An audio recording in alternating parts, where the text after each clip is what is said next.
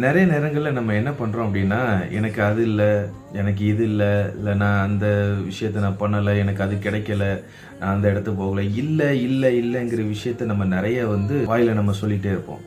இப்போ நம்ம கண் எதை பார்க்குது அப்படின்னா, நிறைய விஷயங்களே இல்லை இல்லைன்னு பார்க்குது. மைண்டில் என்ன ஸ்டோரேஜ் ஆகுதுன்னா, இல்லை இல்லைங்கிறது ஒரு ஸ்ட்ராங்காக நமக்கு அது ஸ்டோர் ஆகும்போது, நம்ம இருக்கிற விஷயம் கூட நமக்கு எதுவுமே இல்லாதது போலயே நமக்கு தோணும். அப்போ இருக்கிற விஷயத்தை நம்ம பார்க்கும்போது நமக்கு அதில் மனநிறைவு அடைய முடியாதபடிக்கு நமக்கு இல்லை இல்லைங்கிறத நம்ம கம்ப்ளைண்ட் பண்ணிகிட்டே இருப்போம்.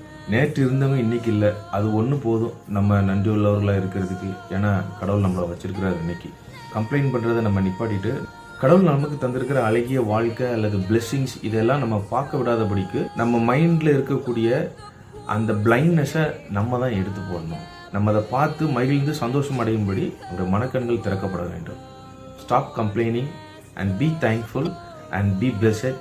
மே காட் பிளெஸ் யூ.